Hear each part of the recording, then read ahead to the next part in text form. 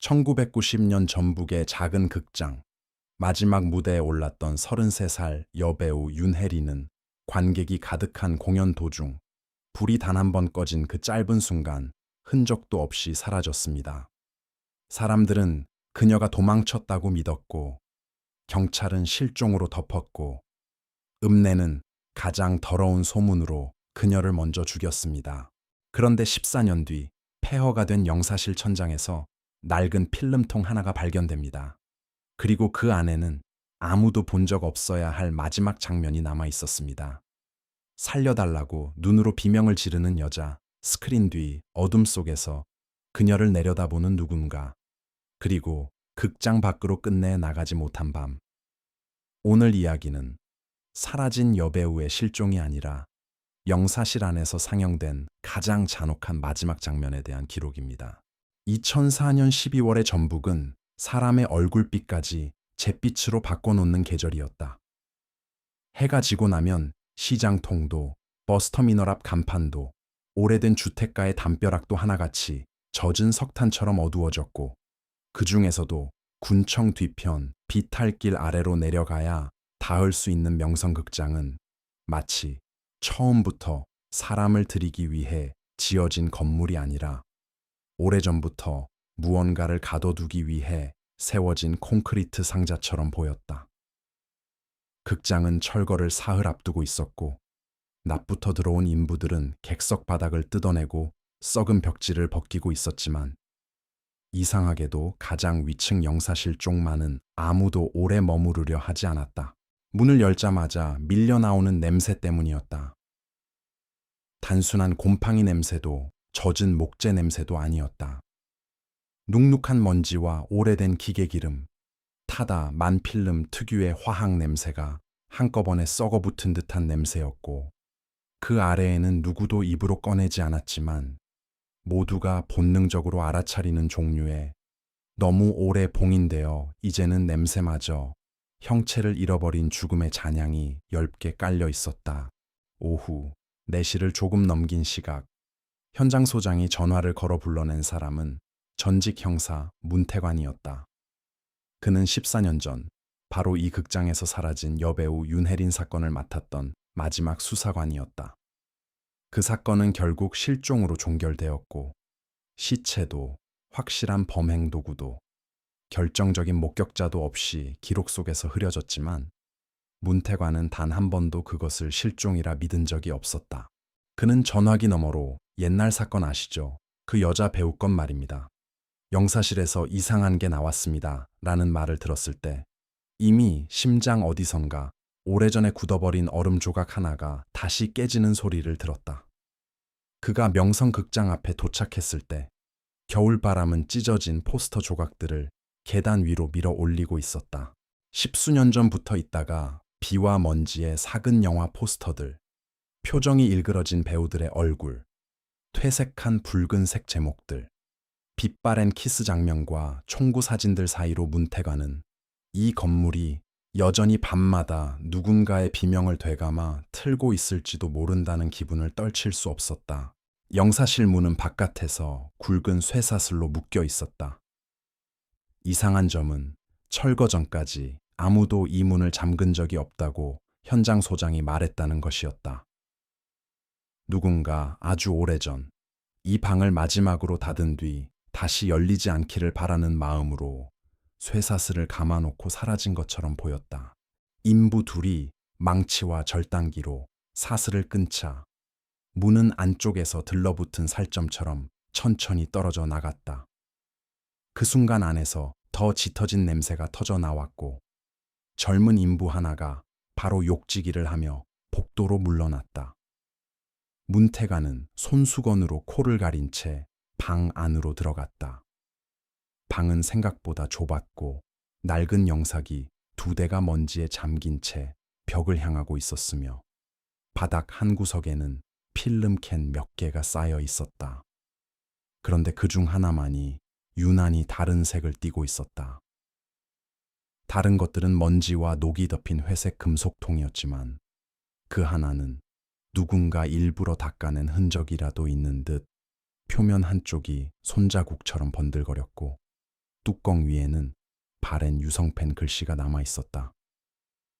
릴 5, 비 오는 밤의 신부. 명성극장에서 마지막으로 상영된 멜로 영화 제목이었다. 하지만 문태관은 그 문장을 보는 순간 등골이 서늘해졌다. 윤혜린이 사라진 날, 그 극장에서 걸리던 영화가 바로 그 작품이었기 때문이었다. 필름통을 여는 일은 생각보다 힘들었다. 뚜껑 가장자리가 녹과 함께 눌어붙어 있었고 억지로 비틀자 안쪽에서 바삭하게 부서지는 소리가 먼저 났다. 마침내 뚜껑이 열렸을 때 안에서 나온 것은 거의 썩다시피 한 필름 릴이었다. 가장자리 여러 곳이 검게 그을려 있었고 군데군데는 녹아붙은 듯 엉겨 있었다. 문태관은 장갑 낀 손으로 그것을 살짝 들어 올리다가 순간 멈췄다. 필름 표면에 머리카락 몇 돌이 끼어 있었기 때문이었다.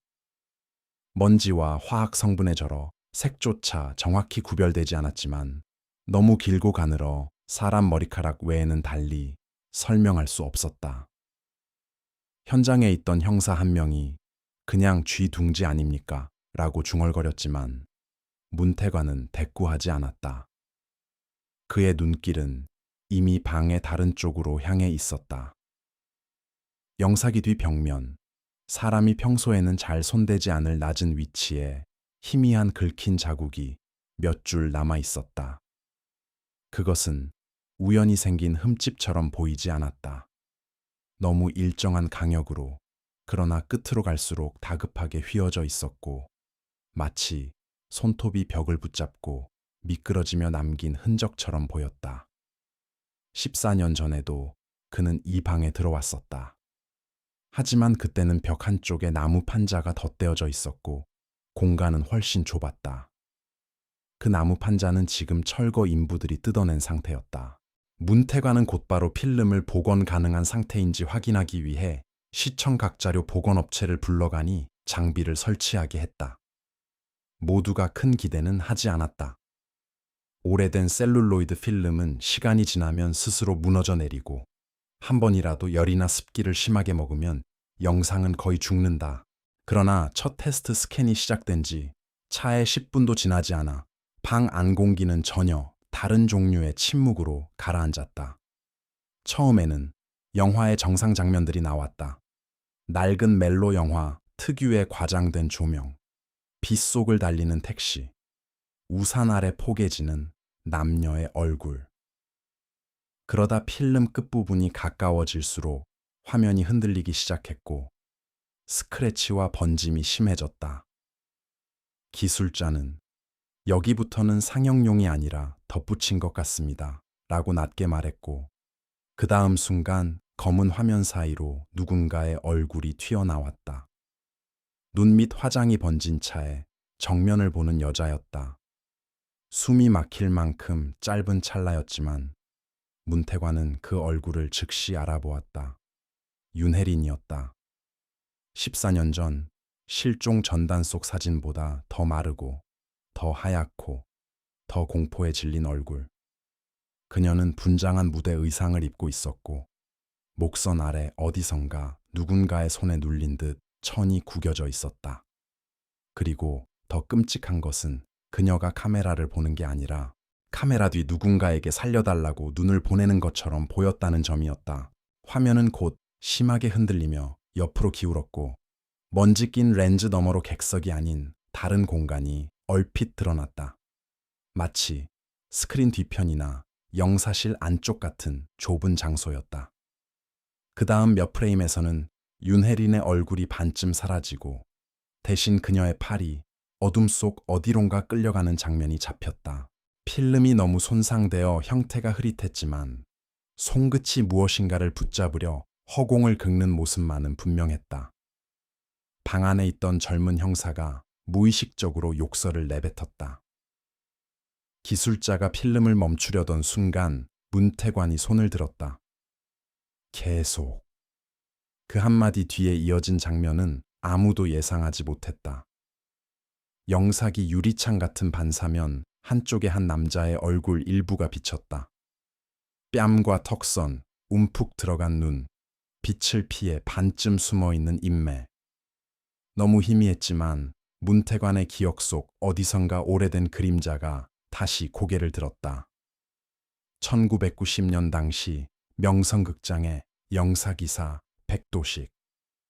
그는 수사 초기에 가장 먼저 의심받았지만 결정적 증거가 없다는 이유로 빠져나갔다. 그리고 사건 직후부터 사람들 눈에 거의 띄지 않게 사라져버렸다. 그때였다. 천장 쪽에서 드르륵 마른 것이 긁히는 소리가 났다. 모두가 동시에 위를 올려다 보았지만 아무것도 보이지 않았다. 낡은 배선과 먼지, 검은 얼룩뿐이었다. 그러나 몇 초 뒤 영사기 옆바닥으로 아주 작은 것이 툭 떨어졌다.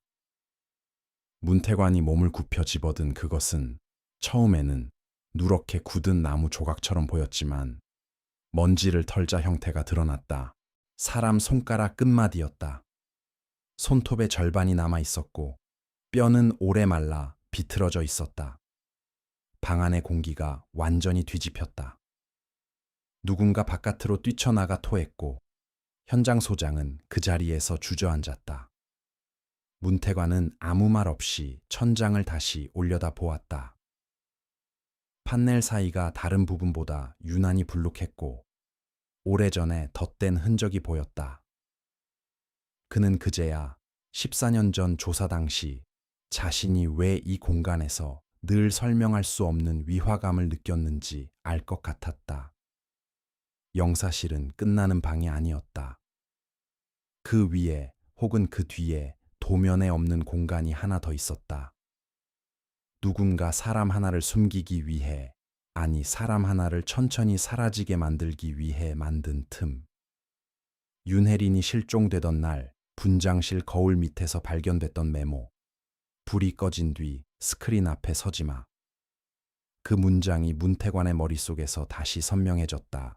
철거용 손전등 불빛이 천장 틈으로 비쳐들자 먼지 너머로 엉겨붙은 무언가가 어른거렸다. 머리카락인지 헝겊인지 타버린 필름 조각인지 분간하기 어려운 검은 덩어리였다. 문태관은 자신도 모르게 한 걸음 앞으로 나섰다. 그 순간 복도 끝에서 찬바람이 불어와 열린 문을 천천히 흔들었고 보건 장비 모니터는 아직 멈추지 않은 채 마지막 프레임을 계속 깜빡이고 있었다. 거기에는 분명 윤혜린의 눈이 남아 있었다. 14년 동안 아무에게도 발견되지 못한 채 스크린 뒤 어둠 속에서 여전히 누군가를 올려다보는 눈이었다. 문태관은 낮게 중얼거렸다. 시체가 안 나간 게 아니야. 그리고 아무도 대답하지 못하는 가운데 인부들이 천장 판넬을 들어 올리기 위해 사다리를 끌고 오기 시작했다.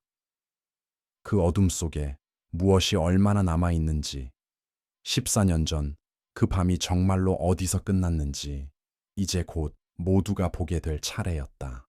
1990년 7월 장마가 전북의 작은 도시를 통째로 불려놓고 있었다. 낮에는 비가 잦아드는 듯 하다가도 저녁만 되면 어김없이 먹빛 구름이 극장 지붕 위로 몰려왔고 골목의 하수구에서는 썩은 종이 냄새와 흙탕물 냄새가 한꺼번에 올라왔다. 서울에서 내려온 유랑극단은 그런 비를 뚫고 명성극장 뒤편 하영문 앞에 도착했다. 한때는 읍내에서 제법 이름이 있던 극장이었지만 그 무렵의 명성극장은 이미 늙을 대로 늙은 짐승처럼 보였다. 외벽의 페인트는 비를 먹고 층층이 부풀어 있었고 간판의 정우는 절반쯤 죽어 있었으며 매표소 유리에는 오래된 손때와 금이 엉겨붙어 사람 얼굴을 비추기보다 일그러뜨리는 편이 더 쉬웠다. 배우들은 도착하자마자 짐부터 내렸고 의상 상자와 소품 나무 상자들이 젖은 바닥 위를 끌려갈 때마다 목재가 삐걱대는 소리가 났다. 윤혜리는 맨 마지막에 차에서 내렸다. 짙은 남색 코트 깃을 세운 채 비를 한번 올려다본 그녀는 그날 처음으로 극장 정면을 마주했을 때 설명할 수 없는 불쾌감이 목을 타고 천천히 내려가는 것을 느꼈다. 건물 전체가 검은 비닐을 뒤집어 쓴 시체처럼 축축하고 숨막혀 보였고 이상하게도 2층 영사실 창문만은 바깥비와 상관없이 속에서 누군가 한참 전부터 서서 내려다보고 있던 자리처럼 검게 젖어 있었다. 윤혜리는 33이었다.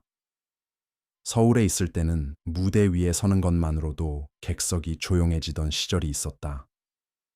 아직 완전히 망가지지 않은 얼굴, 훈련된 발성, 어딘가 자기보다 훨씬 더 많은 실패를 겪고 살아남은 여자 같은 눈빛 덕에 그녀는 소극장 세계에서는 꽤 이름이 알려진 편이었다. 하지만 이름이 알려진다고 해서 길이 열리는 것은 아니었고, 스캔들과 배신과 잘못된 선택이 몇 번 겹치자 그녀는 서울에서 서서히 밀려났다. 결국 그녀에게 남은 것은 지방 순회 공연뿐이었다. 그것도 밤늦게 버스를 갈아타며 도는 작은 도시들, 하루 저녁 반짝했다가 다음 날이면 또 다른 읍내로 사라지는 허술한 극장들, 관객보다 소문이 먼저 도착하는 곳들. 명성극장은 그런 곳들 중에서도 유난히 낡고 유난히 비밀이 많은 얼굴을 하고 있었다. 극장주 오병수는 배우들이 도착하자마자 과장된 웃음으로 방였다. 그는 작은 체구에 손가락이 지나치게 희고 가늘었고 웃을 때마다 인매보다 먼저 눈부터 도망치는 사람이었다. 말은 공손했지만 시선은 늘 사람의 얼굴이 아니라 그 뒤편 어딘가를 훑는 시기였고 윤혜리는 그를 보는 첫 순간부터 이 남자가 손님을 맞는 것이 아니라 물건의 상태를 점검하는 것 같다고 느꼈다. 반면 영사기사 백도식은 거의 말을 하지 않았다. 그는 배우들이 무대 점검을 하는 동안에도 위층 영사실 문간에 기대어 아래를 내려다보고 있었는데 회색 셔츠 위에 묻은 먼지와 기름 자국 때문에 멀리서는 사람이라기보다 낡은 기계 일부처럼 보였다. 누가 말을 걸어도 대답이 늦었고 입술을 열 때마다 마치 오래 닫혀있던 금고 안공기가 새어나오는 것처럼 목소리가 탁했다. 윤혜리는 무대 뒤로 의상을 옮기며 그와 한 번 눈이 마주쳤는데 그 짧은 순간에도 설명할 수 없는 감각이 들었다. 그 남자는 그녀를 본 것이 아니라 그녀가 무대 위에서 어떤 표정을 지을 수 있는지 이미 알고 있다는 듯이 바라보고 있었다. 첫날 리허설은 비 때문에 어수선했다.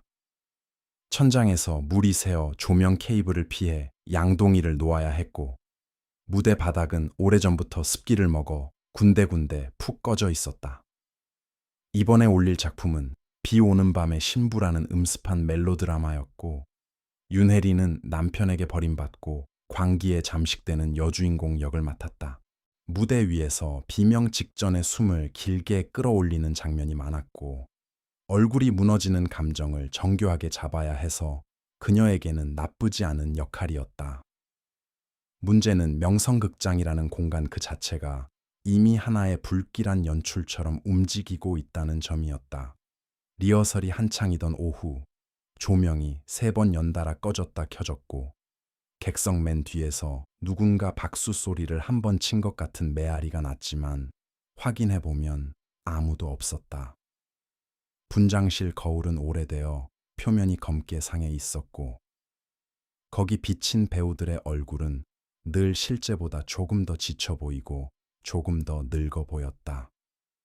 윤혜리는 화장대를 정리하다가 거울 밑에 접힌 종이 한 장이 끼워져 있는 것을 발견했다. 누가 장난으로 밀어넣은 쪽지라고 생각하며 펼쳐본 그녀는 잠시 손을 멈췄다. 거기에는 검은 펜으로 짧게 한 문장이 적혀 있었다.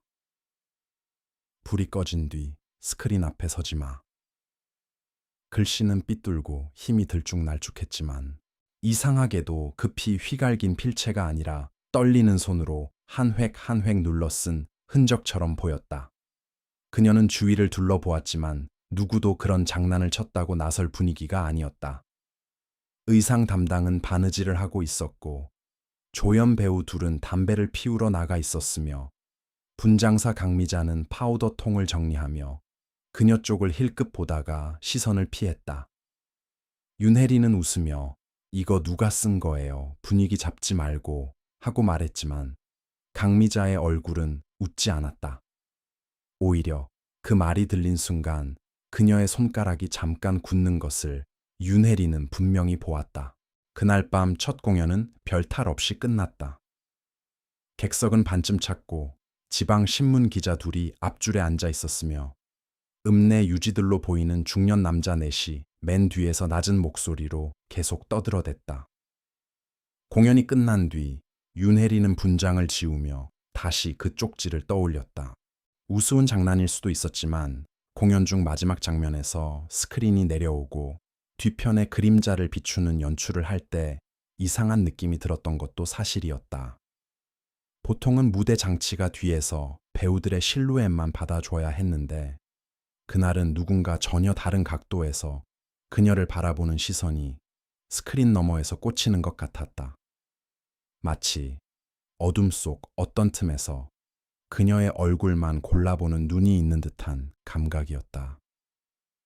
그녀는 대수롭지 않게 넘기려 했지만 둘째 날 아침 다시 극장에 들어섰을 때 분장실 거울 앞에는 똑같은 종이가 또 놓여 있었다. 이번에도 같은 문장. 불이 꺼진 뒤 스크린 앞에 서지 마.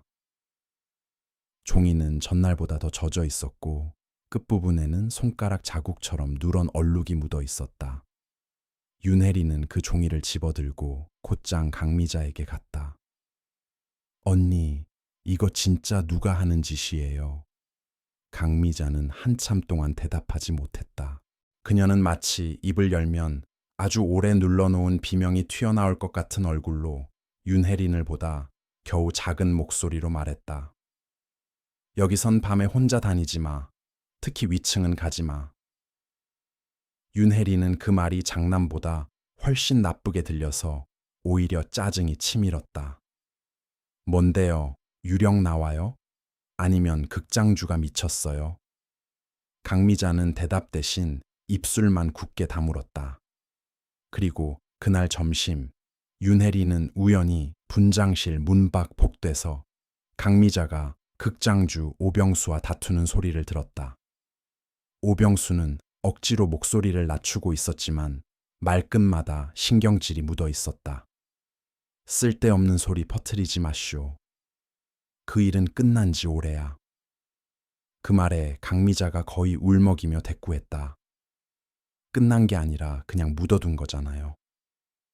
문이 닫히는 소리와 함께 대화는 끊겼고 윤혜린이 복도로 나왔을 때는 이미 두 사람 모두 각자 반대 방향으로 사라진 뒤였다. 둘째 날 밤 공연이 끝난 뒤 그녀는 일부러 극장 안을 천천히 둘러보기 시작했다. 자신을 겁주려는 누군가를 잡아내고 싶다는 오기도 있었고 무엇보다 이 건물이 숨기고 있는 것이 단순한 농담이 아니라는 예감이 점점 선명해지고 있었기 때문이다. 객석은 텅 비어 있었고 뒤늦게 퇴장한 관객들의 발자국이 젖은 바닥에 희미하게 남아 있었다. 스크린 뒤편으로 가는 통로는 생각보다 훨씬 좁고 어두웠다. 천장 가까운 배선 틈새에서 바람이 새어나와 축축한 휘파람 소리를 냈고 벽지 아래로는 오래된 곰팡이, 자국이 사람 얼굴처럼 번져 있었다. 그녀는 손전등도 없이 걸어가다가 계단을 하나 발견했다. 분명 낮에는 눈에 띄지 않았던 무대 뒤에서 위층 영사실로 이어지는 철제 계단이었다. 위에서는 빛이 새어나오지 않았지만 누군가 방금 전까지 드나든 듯 문이 완전히 닫혀 있지 않았다. 윤혜리는 잠시 망설였다. 돌아가면 편했을 것이다. 그러나 그 순간 머릿속에서는 같은 문장만 맴돌았다. 위층은 가지 마. 불이 꺼진 뒤 스크린 앞에 서지 마. 그런 말들이 쌓일수록 오히려 사람은 진실 쪽으로 발이 간다. 그녀는 계단을 천천히 올랐다. 영사실 안은 기계 기름 냄새와 뜨거운 먼지 냄새가 뒤섞여 숨이 막혔다. 낡은 영사기 옆에는 필름통들이 여러 개 쌓여 있었고 벽면에는 상영 일정표와 검열 도장이 찍힌 종이들이 핀으로 붙어 있었다. 그런데 방의 맨 안쪽 평범한 기자재 창고로 보이는 철제 수납장 하나가 반쯤 열려 있었다. 윤혜리는 무심코 그쪽으로 다가가 문을 더 열었다. 그 안에는 상영용 필름이 아니라 라벨도 없는 작은 필름 릴들과 사진 봉투들이 빼곡히 들어 있었다. 봉투 하나를 꺼내본 그녀는 손끝이 얼어붙는 것을 느꼈다. 사진 속에는 명성극장 무대 뒤 혹은 객석 어둠 속 어딘가에서 몰래 찍은 여자들의 얼굴이 있었다. 어떤 여자는 분장 중이었고, 어떤 여자는 웃고 있었으며, 어떤 여자는 울고 있었다. 놀라운 것은 그 표정들이 하나같이 평범한 기념사진의 표정이 아니라는 점이었다. 사진을 찍는 사람을 의식한 순간 불쾌함과 두려움이 아주 미세하게 스치고 지나간 얼굴들이었다. 봉투 아래쪽에는 더 오래된 흑백 사진도 섞여 있었는데 그중 2장은 윤혜린도 어디선가 본 적이 있었다. 몇 년 전 지역 신문 사회면에 짧게 실렸던 실종 기사 사진이었다. 그녀는 숨을 들이켠 채 더 깊숙한 칸을 열었다. 거기에는 필름릴 외에도 얇은 수첩 하나가 있었고 수첩 표지에는 날짜들이 적혀 있었다. 1986, 1988, 1989. 무대 이름, 여자 이름, 상영 시간, 정전 시간 같은 단어들이 빼곡히 적혀 있었다. 심장이 크게 뛰기 시작했다.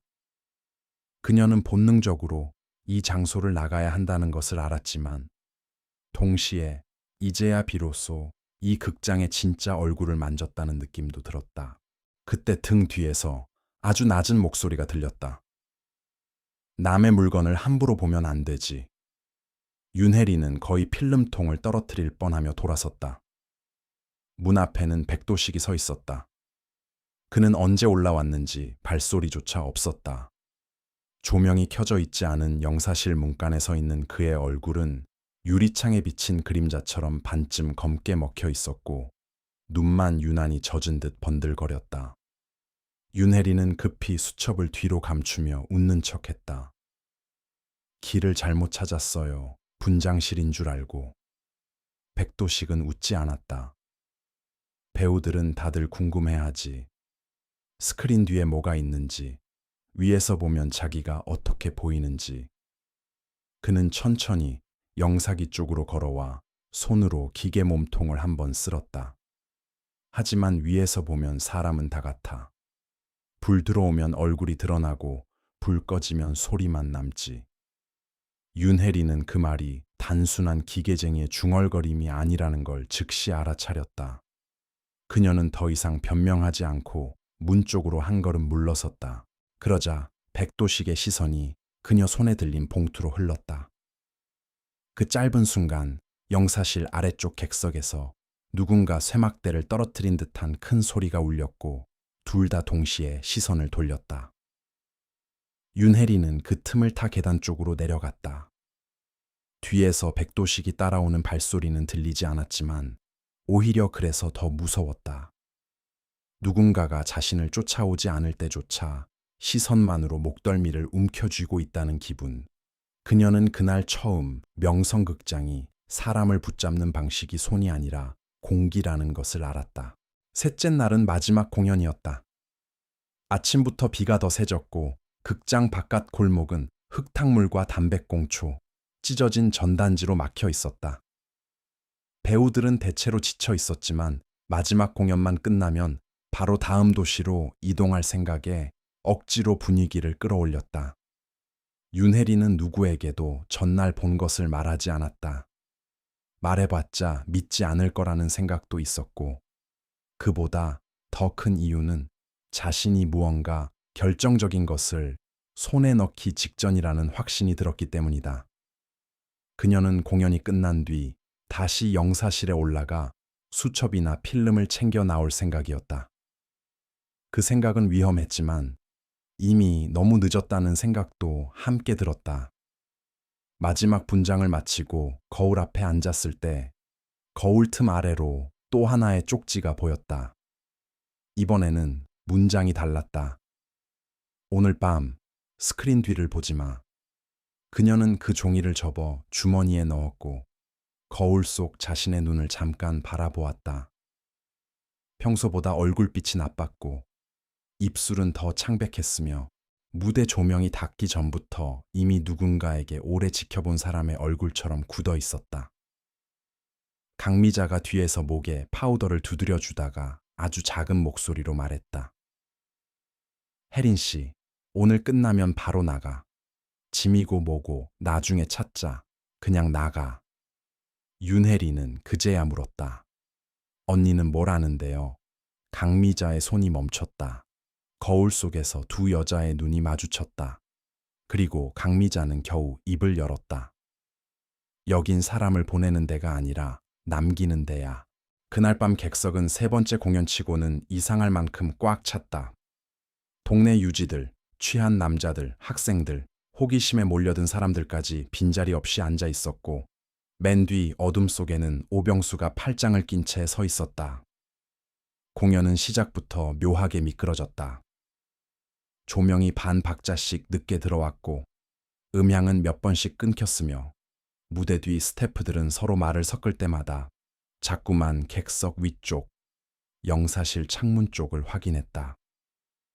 윤혜리는 연기하면서도 끊임없이 누군가에게 지켜보이는 감각을 떨칠 수 없었다. 마지막 장면이 가까워질수록 그것은 단순한 시선이 아니라 숨통을 조여오는 압력처럼 변했다. 극중 그녀는 버림받은 신부 차림으로 무대 한가운데 서서 절망에 잠기는 독백을 해야 했다. 스크린이 천천히 내려오고 조명이 꺼졌다가 다시 번개처럼 들어오며 그녀의 얼굴만 드러나는 장면이었다. 대사는 입안에 정확히 준비되어 있었지만 스크린이 내려오는 순간 윤혜리는 이상한 것을 보았다. 스크린 아래쪽에 아주 짧게 사람 손바닥 하나가 지나간 것 같은 그림자가 비친 것이다. 무대 장치일 리가 없었다. 동시에 천장 위 어딘가에서 금속이 돌아가는 소리가 났고 객석 전체의 불이 한 번에 꺼졌다. 극장 안은 갑자기 물속처럼 깊은 암흑에 잠겼다. 어디선가 여자의 짧은 숨 들이마시는 소리, 누군가 의자를 미는 소리, 필름이 고속으로 감기는 소리가 한꺼번에 뒤엉켰다. 윤혜리는 본능적으로 뒤를 돌아보려 했다. 바로 그 순간 스크린 뒤편 어둠 속에서 누군가 그녀의 팔목을 움켜잡았다. 윤혜린이 사라진 순간 명성극장 안에 있던 사람들은 처음 몇 초 동안 그것을 사건으로 받아들이지 못했다. 마지막 장면을 위한 정전 연출이 잠시 길어졌다고 생각한 사람도 있었고 배우가 일부러 스크린 뒤편으로 사라져 관객을 놀라게 하려는 줄 아는 사람도 있었으며 맨 뒷줄에서 술 냄새를 풍기던 남자들 중 몇은 그런 혼란조차 공연의 일부라 여기며 낮게 웃었다. 하지만 불이 다시 들어왔을 때 무대 한가운데 남아있어야 할 여배우가 통째로 사라져 있고 바닥 위에 벗겨진 구두, 한 짝과 찢어진 귀걸이, 고리만 덩그러니 남아있는 광경은 아무리 둔한 사람이라도 설명하기 어려웠다. 다른 배우들이 먼저 당황했고 무대 감독은 커튼 뒤와 분장실, 대기실을 정신없이 뛰어다녔으며 강미자는 손에 파우더 퍼프를 쥔 채 객석 통로를 바라보다가 그대로 주저앉았다. 정전은 길어야 20초 남짓이었고 그 짧은 시간 동안 키가 크고 무대 경험이 풍부한 33세 여자 배우 하나가 흔적도 없이 사라졌다는 것은 상식적으로 말이 되지 않았다. 그러나 바로 그 말이 되지 않는다는 사실 때문에 사람들은 오히려 이 일을 끝까지 파헤치려 하기보다 각자 자기 머릿속에서 가장 싸고 쉬운 설명을 먼저 만들어내기 시작했다. 처음 입을 연 것은 오병수였다. 그는 누구보다도 먼저 무대 위로 올라와 당황한 표정을 지은 채 아마 혜린 씨가 몸이 안 좋아서 뒤로 빠졌을 겁니다. 라고 말했다. 그 목소리는 너무 빨리 준비된 변명처럼 들렸다. 누군가가 아까 비명 같은 소리가 났다고 하자 그는 바로 손사래를 쳤고 정이 나가면 다들 예민해지니까 그렇게 들릴 수 있죠. 라며 관객들을 밖으로 내보내기 시작했다. 그 과정은 이상할 정도로 능숙했다. 공연 중단에 화를 내는 관객들에게는 환불을 약속했고 술 취한 몰자들이 무대 근처까지 몰려오지 못하게 직원들을 세웠으며 마치 무대에서 배우 하나가 사라진 것이 아니라 단순한 사고 하나를 조용히 수습하는 사람처럼 움직였다. 백도식은 끝까지 위층 영사실에서 내려오지 않았다. 누군가 그를 찾으러 갔을 때 그는 이미 영사기 전원을 내리고 필름을 정리하고 있었는데 너무 침착해서 오히려 기묘할 정도였다고 나중에 그 직원은 진술했다. 윤혜린과 함께 무대에 섰던 남자 배우는 스크린 뒤 통로에서 그녀의 이름을 여러 번 불렀지만 돌아오는 대답은 없었다.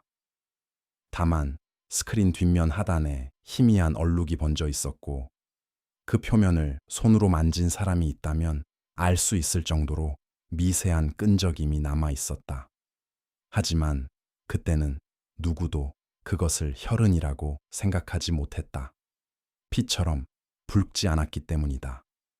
극장 조명과 먼지, 분장용 파우더가 섞여 누렇게 바랜 그 얼룩은 마치 누군가 땀과 화장과 화학약품을 한데 문질러 남긴 자국처럼 보였다. 경찰이 도착했을 때는 이미 밤이 늦어 있었다. 지방 소도시 파출소 경찰 둘이 먼저 와서 극장을 둘러보았고 정식 형사들이 움직이기까지는 시간이 더 걸렸다. 그 사이 명성극장 안에서 가장 빨리 번진 것은 수사의 공기보다 소문의 공기였다. 윤혜린이 서울에서부터 빚이 있었다더라. 극단 남자 배우와 사귀다 깨져서 도망친 거라더라. 낮부터 수상한 남자와 전화하는 걸 누가 봤다더라. 원래 그런 여자였다더라. 하는 말들이 극장 밖 담배 연기 사이에서, 분장실 밖 젖은 복도에서, 읍내 다방과 택시 안에서 순식간에 불어났다. 시체가 없을 때 사람들은 늘 진실보다 욕망을 먼저 갖다 붙인다. 누군가를 찾는 일이 어려워질수록 사람들은 그가 스스로 사라졌다고 믿고 싶어 했다. 그래야 눈앞에 설명할 수 없는 구멍을 값싼 이야기로 막을 수 있었기 때문이다. 윤혜리는 그날 밤부터 피해자가 아니라 의심스러운 여자, 떠날 만한 여자, 문제를 일으킬 만한 여자로 변해갔다. 그녀가 마지막으로 남긴 것은 구두 한 짝과 귀걸이 하나, 그리고 분장실 서랍 안쪽에 접힌 채 남아있던 3장의 쪽지였지만 경찰은 그조차 제대로 무게를 두지 않았다. 불이 꺼진 뒤 스크린 앞에 서지 마. 오늘 밤 스크린 뒤를 보지 마. 그런 문장들은 누가 보아도 장난이나 연극적 과장처럼 보였고 오히려 여배우 본인이 자기 삶을 극적으로 꾸미기 위해 만들어 놓은 것 아니냐는 말까지 나왔다. 사건은 시작부터 잘못된 방식으로 더럽혀졌다. 문태관이 이 사건에 본격적으로 발을 들인 것은 실종 사흘째 되는 날이었다. 당시 그는 도청 형사과에서 막 몇 년 차를 넘긴 젊은 수사관이었고 선배들 사이에서는 끈질기지만 아직 세상 물정을 덜 배운 축에 속했다. 그가 명성극장에 처음 들어섰을 때 느낀 것은 설명하기 어려운 위화감이었다.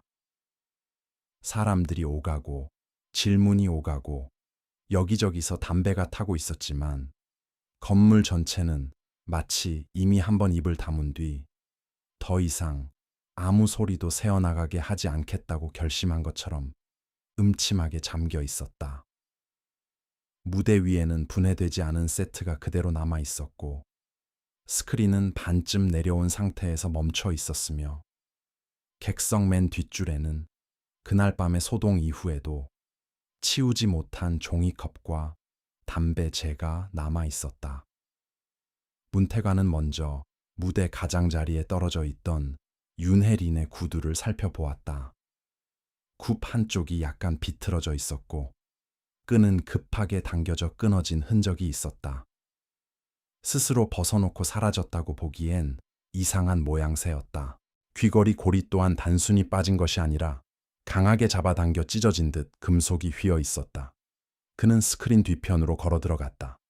통로는 좁았고 콘크리트 벽에는 오래된 습기 얼룩이 층층이 남아 있었다. 손전등을 비추자 바닥에 아주 가는 흰 가루가 일정하지 않게 흩어져 있었다. 처음엔 석고먼지 같았지만 가까이서 보면 분장용 파우더와 목재 가루와 무언가 회색빛 화학 찌꺼기가 섞인 것처럼 보였다. 그리고 벽면 하단 사람들이 쉽게 지나치는 위치에 손가락 4개가 한꺼번에 긁고 지나간 듯한 자국이 길게 이어져 있었다. 그 끝이 갑자기 끊긴 지점은 마치 누군가 거기서 발이 허공에 뜬 것처럼 보여 문태관의 뒷목이 서늘해졌다. 가장 이상했던 것은 냄새였다. 일반적인 현장에서는 피 냄새나 땀 냄새, 사람이 허둥지둥 다녀간 공기의 냄새가 남는다. 그런데 명성극장 무대 뒤편과 영사실로 이어지는 좁은 계단에서는 분명 다른 종류의 냄새가 맴돌고 있었다. 머리카락이 타는 냄새, 오래된 셀룰로이드 필름이 열을 먹을 때 나는 달고 역한 냄새, 그리고 그 아래에 깔린 눅눅한 피부 냄새 같은 것이 뒤섞여 있었다. 문태관은 위층 영사실까지 올라가 보았다. 그곳은 너무 깨끗했다. 극장 전체가 습기와 먼지로 절어 있는데 그 방만은 바닥 한쪽이 최근에 닦인 듯했고 영사기 손잡이에도 이상하리만큼 손때가 남아 있지 않았다. 누군가가 무언가를 지운 뒤 그것을 티 나지 않게 보이기 위해 서둘러 다시 먼지를 얹은 것 같은 느낌이었다. 하지만 완벽한 정리는 늘 어딘가에서 실패한다. 문태관은 영사기 아래쪽 좁은 틈에서 갈색이 바랜 머리카락 몇 올과 필름 끝 조각 하나를 찾아냈다. 그 조각에는 본편 영화와 상관없는 흐릿한 그림자가 찍혀 있었다. 그는 그것을 증거 봉투에 넣으며 영사기사 백도식을 불렀다. 백도식은 느리게 올라왔고 질문을 받을 때마다 한 박자씩 늦게 답했다. 윤혜린이 영사실에 올라온 적 있느냐는 질문에는 모르겠습니다. 배우들은 다 바쁘지 않습니까? 라고 했고 마지막 공연 도중 정전이 왜 났느냐는 질문에는 워낙 시설이 낡아서요 라고 했다.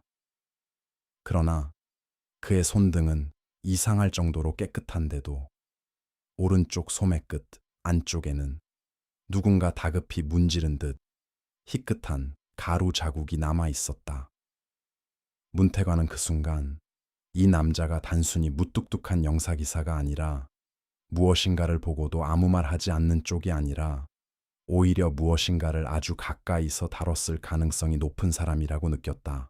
하지만 사건의 방향은 그가 생각한 쪽으로 쉽게 가지 않았다. 경찰 내부에서는 이미 성인 여성 자진 이탈 가능성이라는 말이 돌고 있었고 오병수는 지역 유지 몇 명을 동원해 극장이 괜한 악재에 휘말리지 않도록 빨리 정리해야 한다는 분위기를 만들고 있었다. 지역 신문은 수사 진행보다 먼저 윤혜린의 사생활을 들췄다.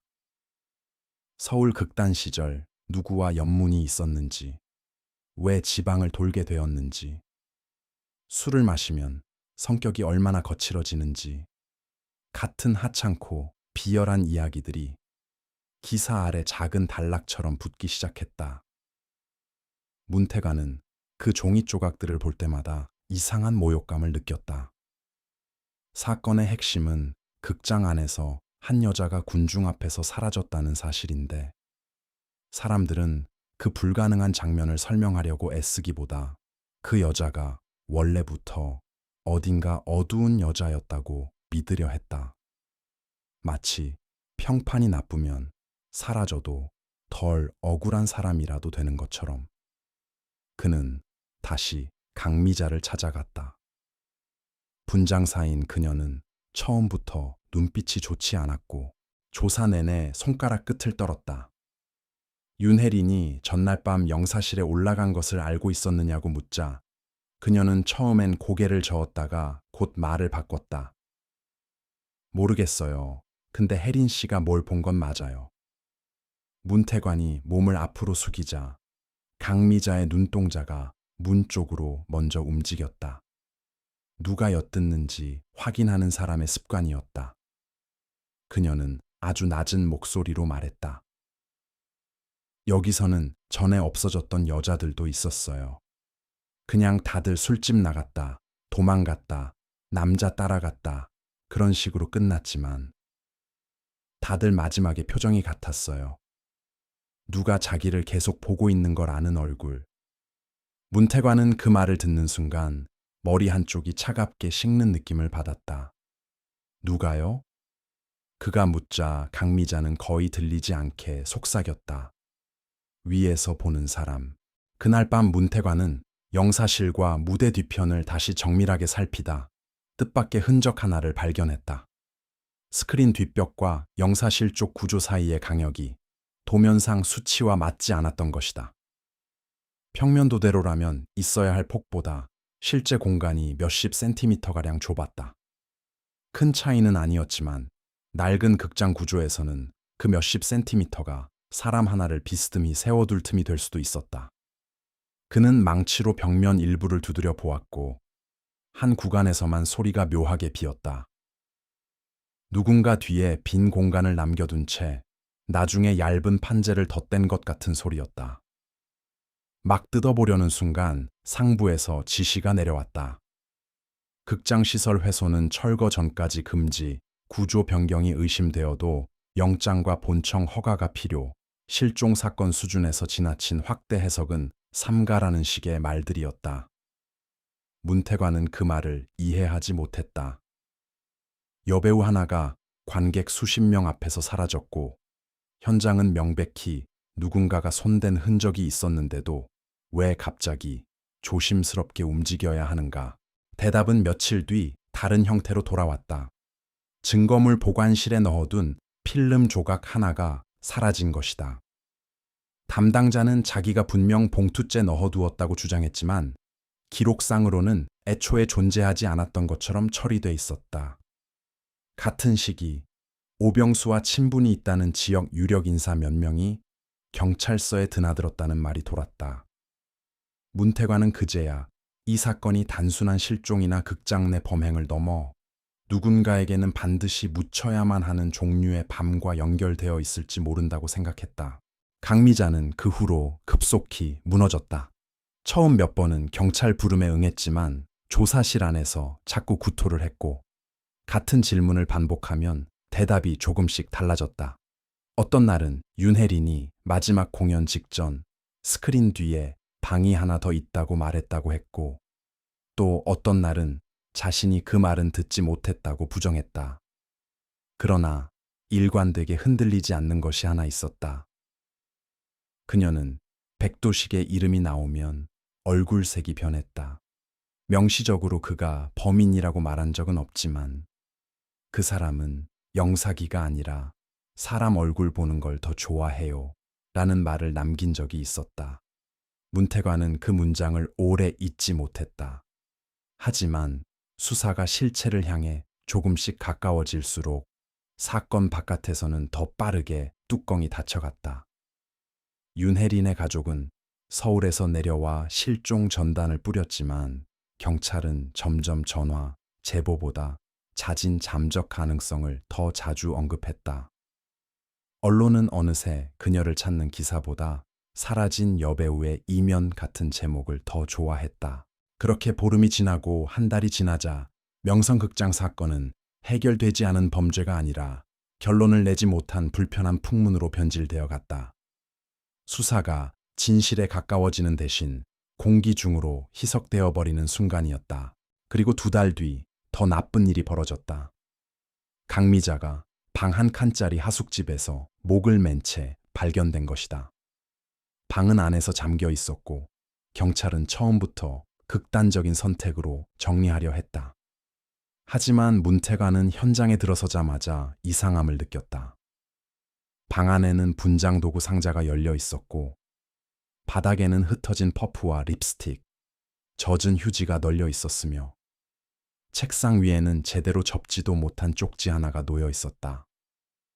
거기에는 단 한 줄만 적혀 있었다. 그 여자는 사라진 게 아니에요. 마지막으로 한 번 더 상영됐어요. 그 문장을 본 순간 문태관은 온몸이 얼어붙었다. 마지막으로 한 번 더 상영됐다는 말이 은유인지, 실제로 필름처럼 취급되었다는 뜻인지, 아니면 죽기 직전 어떤 장면이 스크린 위로 비쳤다는 뜻인지 그는 판단할 수 없었다. 그러나 한 가지는 분명했다. 윤혜린 사건은 누군가를 죽인 뒤 숨긴 평범한 범죄가 아니었다. 그 밤의 핵심에는 극장이라는 공간이 있고 스크린과 영사실, 불이 꺼졌다 켜지는 찰나의 암흑, 사람 얼굴을 기록하고 다시 비추는 기계의 시선이 얽혀 있었다. 그리고 지금 누군가는 그 실체에 닿을 수 있는 사람들을 하나씩 겁주거나 침묵시키고 있었다. 문태관은 강미자의 하숙방을 나오며 비에 젖은 골목 끝을 오래 바라보았다. 장마가 끝난 지 오래였지만 그날따라 골목 바닥은 마치 7월의 그 밤처럼 눅눅하게 번들거렸다. 그는 직감적으로 알았다. 명성극장 사건은 끝난 적이 없고 오히려 아직도 어딘가에서 계속되고 있었다. 다만 그 지속 방식이 사람들 눈에 보이지 않을 뿐이었다. 시체가 드러나지 않으면 사람들은 시간이 흐른 만큼 사건도 썩어서 사라졌다고 믿는다. 그러나 어떤 밤은 썩지 않는다. 그 밤은 기계 기름 냄새와 타다 만 필름 냄새 속에 얇게 눌어붙어 누군가 다시 문을 열 때까지 조용히 남아있는 법이었다. 그리고 문태관은 이미 너무 깊이 들어와 버렸다.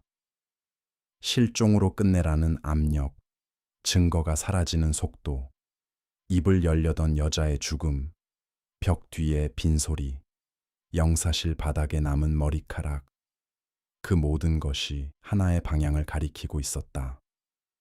명성극장 안에는 분명 도면에 없는 공간이 있었다. 그리고 그 안에는 아직 누구도 꺼내지 못한 밤의 잔해가 남아있을 가능성이 컸다. 2004년 겨울의 명성극장은 이미 철거가 시작된 건물이라기보다 너무 오래 침묵하다가 이제야 마지못해 입을 벌리기 시작한 시체에 가까웠다. 객석 의자는 절반쯤 뜯겨 나가 있었고 붉은 벨벳 천은 먼지와 습기를 먹어 검붉은 살점처럼 변해 있었으며 천장에서 매달린 낡은 조명기구들은 전선을 드러낸 채 시든 과일처럼 흔들리고 있었다. 그러나 건물이 망가질수록 이상하게도 그 안에 숨어있던 시간은 오히려 더 선명하게 떠올랐다. 사람 손이 닿는 곳마다 먼지 아래 눌려있던 흔적들이 모습을 드러냈고 벽을 한 겹 벗길 때마다 오래된 못자국과 덧댄 판재, 감추려다 실패한 틈새들이 튀어나왔다. 문태관은 그날 아침부터 극장 도면을 바닥에 펼쳐놓고 있었다. 14년 전 수사 당시에도 분명히 이상하다고 느꼈던 구조가 이제 와서야 제대로 모습을 드러내고 있었기 때문이다. 무대 뒤편에서 영사실까지 이어지는 벽체 두께가 정상보다 두꺼웠고 영사실 바닥 면적에 비해 실제로 사람이 서서 움직일 수 있는 공간은 지나치게 좁았다. 누군가 의도적으로 벽 하나를 더 세우고 그 뒤를 비워둔 뒤 그 사실 자체를 도면에서 지워버린 것 같은 모양새였다. 하지만 오래된 의심이 구조적 확신으로 바뀌는 것만으로는 부족했다. 그 틈 안에 정말 무엇이 있었는지 혹은 아직 남아있는지가 필요했다.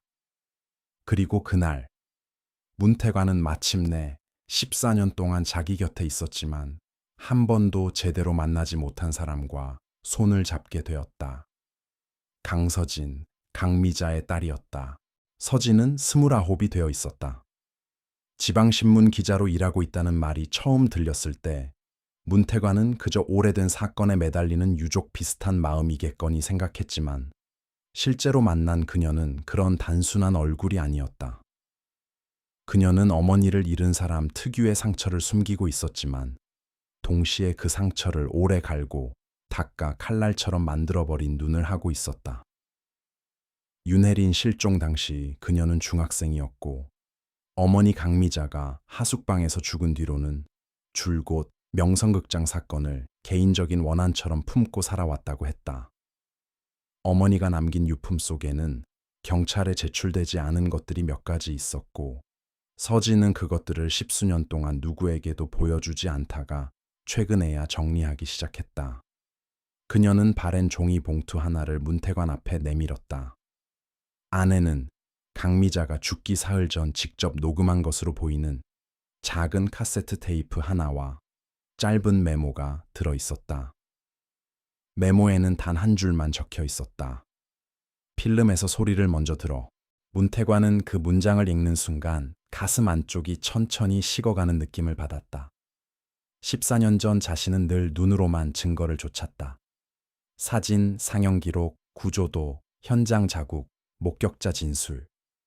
하지만 극장은 애초에 빛뿐 아니라 소리로도 사람을 속이는 장소였다. 어쩌면 그 밤의 진실도 화면보다 먼저 소리에 남아 있었을지 몰랐다. 그날 오후 임시 복원 장비가 객석 뒤편에 설치되었다. 얼마 전 영사실에서 발견된 5번째 필름통 속 릴은 워낙 손상이 심해 영상은 중간중간 찢겨 있었지만 음향 트랙에는 여전히 일부 정보가 남아있을 가능성이 있었다. 전문가가 조심스럽게 노이즈를 걷어내고 끊어진 파형을 이어붙이며 재생하자 처음에는 익숙한 잡음만 흘렀다. 필름이 돌아가는 마찰음, 먼지가 끼어 튀는 지직거림, 멜로 영화의 대사와 배경음악이 섞여 흐려진 소리, 객석에서 누군가 기침하는 소리. 하지만 끝부분으로 갈수록 본편 영화 소리는 빠르게 무너졌고 그 아래 숨어있던 다른 층의 소리가 천천히 올라오기 시작했다. 서진이 먼저 손등에 소름이 돋은 채 몸을 굳혔다. 아주 짧고 낮은 사람이 공포를 삼키며 내는 숨소리가 들렸기 때문이다. 그 뒤로 철제 물건이 끌리는 소리, 누군가 발뒤꿈치로 바닥을 밀며 버티는 듯한 마찰음, 그리고 여자의 목소리가 찢기듯 잘려서 새어나왔다. 덮지 마. 처음엔 그렇게 들렸고 한 번 더 잡음을 걷어낸 뒤 재생하자 더 분명해졌다. 제발 얼굴에 덮지 마. 그 순간 작업실처럼 쓰이던 객석 뒤 공간이 완전히 얼어붙었다.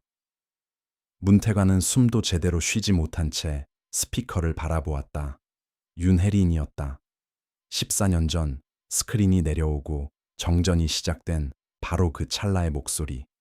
화면이 아니라 소리가 먼저 그녀를 다시 이 세상으로 밀어 올리고 있었다.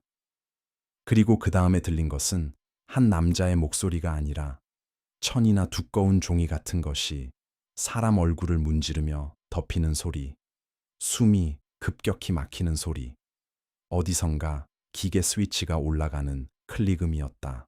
서진은 그 소리를 들은 뒤 한동안 아무 말도 하지 못했다. 그녀는 입술을 하얗게 깨문 채 서 있다가 갑자기 가방에서 또 다른 종이를 꺼냈다. 그것은 강미자의 오래된 수첩 한 장을 찢어낸 조각이었고 뒷면에는 극장 내부를 서투르게 그린 송으림이 있었다. 무대, 객석, 계단, 영사실, 그리고 그 사이에 네모로 표시된 작은 공간 하나. 강미자는 거기에 이렇게 적어 놓았다. 없어진 방. 문은 안 보임. 스크린 뒤가 아니라 영사실 옆. 문태관은 그 조각을 보는 순간 14년 전 자신의 기억이 또렷하게 되살아났다. 당시에도 영사실과 무대 뒤 사이 벽이 이상하게 두껍다는 생각을 했지만 상부 지시로 더 뜯어보지 못했다. 누군가는 분명 그 빈 공간을 알고 있었고 강미자는 그것을 어렴풋이나마 확인했던 것이다. 문제는 입구가 어디 있는지였다. 철거 인부들이 이미 일부 판재를 뜯어낸 상태였지만 표면상으로는 막힌 벽뿐이었다. 문태관은 영사실 안쪽으로 다시 들어가 손전등으로 벽을 훑기 시작했다. 손잡이 없는 철제 수납장 뒤 먼지에 덮인 배전반 아래 오래된 포스터를 붙였던 못자국 주변 바닥 몰딩의 높낮이까지 하나씩 보던 그는 결국 영사기 받침대 아래쪽에서 아주 부자연스러운 틈 하나를 발견했다. 콘크리트 바닥 일부가 다른 곳보다 미세하게 높았고 무게를 실어 밟자 안쪽에서 텅 빈 울림이 올라왔다. 그 위에 영상이 진동을 잡는 철제 프레임이 교묘하게 걸쳐 있어. 평소에는 누구도 그 부분을 들여다볼 이유가 없는 자리였다. 철거용 공구가 동원되고 쇠 프레임이 걷히자 바닥판 아래에서 오래된 손잡이가 모습을 드러냈다.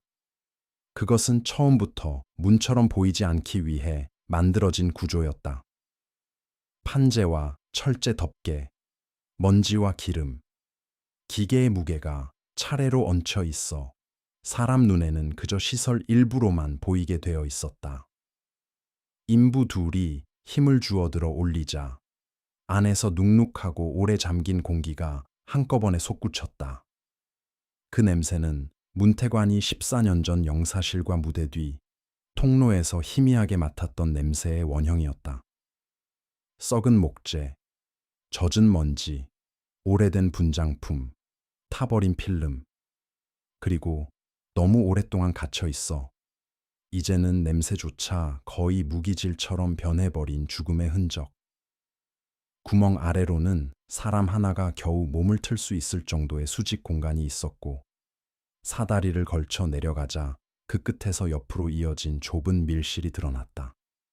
벽은 거칠게 콘크리트를 덧바른 뒤 하얀 칠을 했지만 습기와 시간 때문에 군데군데 속살이 드러나 있었다. 천장은 너무 낮아 허리를 펴고 서기 어려웠고 한쪽 벽에는 오래전 작은 통풍구 비슷한 것이 뚫려 있었으나 이미 바깥과는 막혀 있었다. 스크린 뒤편이 아니라 영사실 옆, 그러나 무대 쪽과도 닿아 있는 정확히 사람 눈에서 지워지도록 설계된 방이었다. 강미자가 없어진 방이라고 부른 것이 바로 이것이었다. 밀실 안에는 예상보다 많은 것들이 남아 있었다. 처음 눈에 들어온 것은 벽 하단에 길게 남은 긁힌 자국이었다. 손톱이 아니고서는 나올 수 없는 간격과 깊이였다.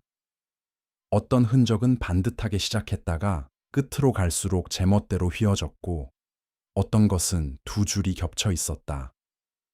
누군가 그 좁은 공간에서 몸을 돌리려 하고 벽을 밀고 버티고 미끄러지고 끝까지 살아남으려 발버둥친 흔적이었다.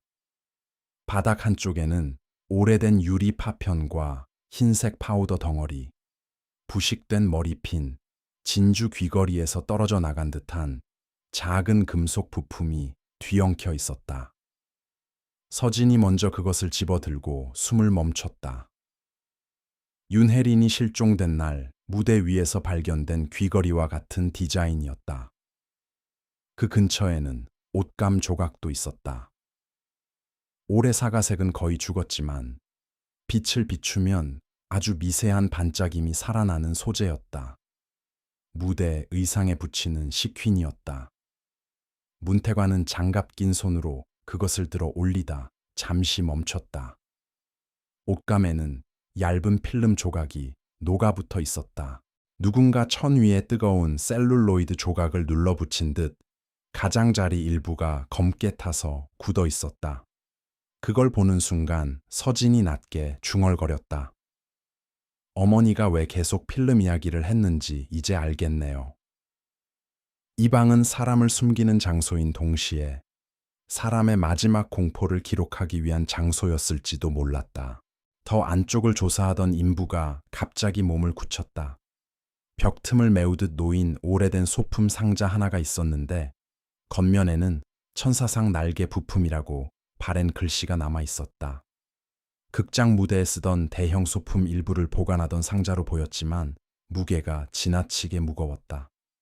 뚜껑은 안쪽에서 부식되어 거의 붙어 있었고 망치질 끝에 겨우 열렸을 때 모두가 동시에 아무 말도 하지 못했다.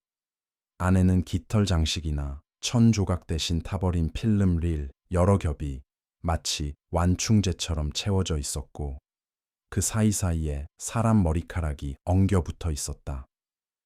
가장 안쪽 필름과 천 조각 아래에서 드러난 것은 손가락뼈 몇 개와 치아 일부, 그리고 여성용 의상에서 떨어져 나왔을 가능성이 높은 금속 단추였다. 밀실 전체가 순식간에 더 차가워졌다. 아직 완전한 유해가 나온 것은 아니었지만 여기서 누군가 오래전 죽었고 그 죽음이 단순히 한순간에 끝난 것이 아니라 아주 끈질기게 숨겨졌다는 사실만은 분명해졌다. 문태관은 상자 안을 들여다보다가 필름 조각 하나에 묻은 검붉은 얼룩을 보았다. 피는 너무 오래되면 색을 잃는다. 그러나 어떤 흔적은 색을 잃고도 의미를 잃지 않는다. 그는 그 자리에서 천천히 고개를 들었다. 이 밀실은 단순한 감금 장소가 아니었다. 누군가는 여기서 사람을 붙잡아 두고 그 얼굴을 바라보고 그 공포를 기계와 필름과 어둠으로 둘러싸인 상태에서 오래 음미했을 가능성이 있었다. 그날 저녁, 서진은 객석 맨 뒤에 홀로 앉아 한참 동안 움직이지 않았다. 인부들이 출입을 통제하고 감식반이 들어와 밀실을 봉쇄하는 동안에도 그녀는 마치 스크린 반대편 어둠 속에 누가 아직 서 있기라도 한 것처럼 무대를 바라보고 있었다. 문태관이 다가가 조용히 괜찮습니까? 라고 묻자 그녀는 한참 뒤에야 입을 열었다.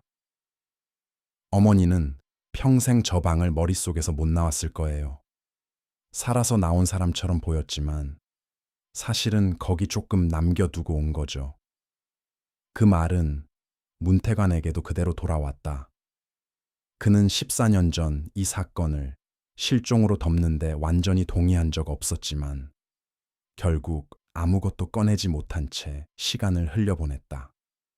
그 시간 동안 윤혜리는 소문 속에서 점점 더 더러운 여자, 떠난 여자, 문제 많은 여자로 굳어졌고 강미자는 겁에 질린 채 진실을 품고 죽었으며 백도식과 오병수는 여전히 살아서 일상을 흉내내고 있었다. 죄는 끝나지 않았는데 세상만 먼저 정리된 척했다. 바로 그 점이 문태관을 가장 견딜 수 없게 만들었다. 그는 다시 임시보건 장비 쪽으로 걸어가 조금 전 정리한 음향 파일을 한 번 더 틀어달라고 했다. 잡음을 최대한 제거한 뒤 흘러나온 윤혜린의 마지막 목소리는 처음보다 더 선명했다. 제발 얼굴에 덮지 마. 그 다음 거의 들리지 않을 정도로 미세한 다른 목소리 하나가 겹쳐 있었다. 전문가가 음량을 키우고 주파수를 조정하자 낮고 갈라진 남자 목소리가 아주 짧게 새어나왔다. 이제 잘 보여.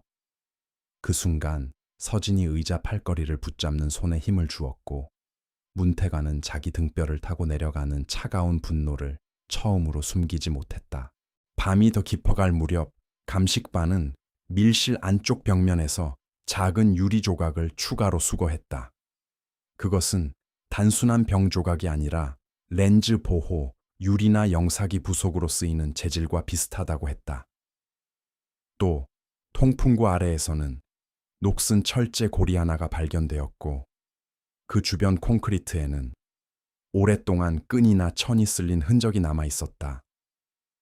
누군가 그곳에 사람을 세우거나 고정하려 했던 정황으로도 읽힐 수 있었다. 그러나 문태관은 그 사실들을 머릿속에서 하나로 묶으면서도 아직 전체를 입에 올리지 않았다. 어떤 진실은 너무 일찍 말하면 오히려 현실감을 잃는다. 그는 아직 백도식을 만나지도 않았고 오병수의 입을 다시 열게 하지도 못했으며 강미자의 마지막 며칠이 정확히 어떻게 흘렀는지도 다 확인하지 못했다. 그럼에도 한 가지는 거의 확신할 수 있었다. 윤혜리는 단순히 살해당한 것이 아니라 누군가의 비뚤어진 시선 속에서 스크린과 필름과 어둠을 이용한 기이한 연출의 일부로 소비되었다. 명성극장은 극장이면서 동시에 사적인 상영관이었고 무대이면서 동시에 밀실이었으며 관객이 없는 순간에도 누군가에게는 가장 잔인한 장면을 반복 재생하는 장소였던 것이다. 문태관은 극장을 나서기 전 마지막으로 무대를 돌아보았다. 철거 중인 객석 너머로 찢어진 스크린이 반쯤 내려와 있었고 그 뒤편 어둠은 이제 더 이상 단순한 검은 배경이 아니었다. 그곳에는 실제로 방이 있었고 긁힌 벽이 있었고 필름에 눌어붙은 머리카락이 있었고 상자 속에 감춰진 뼈 조각이 있었다. 14년 동안 아무도 믿지 않았던 말, 스크린 뒤에는 다른 방이 있다는 말이 결국 사실로 드러난 셈이었다.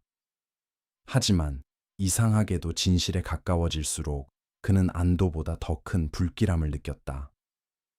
왜냐하면 이 방을 만든 사람은 단순히 시체를 숨기기 위해서만 이런 구조를 설계한 게 아니라고 보였기 때문이다. 이건 누군가가 시간을 들여 만든 무대였다.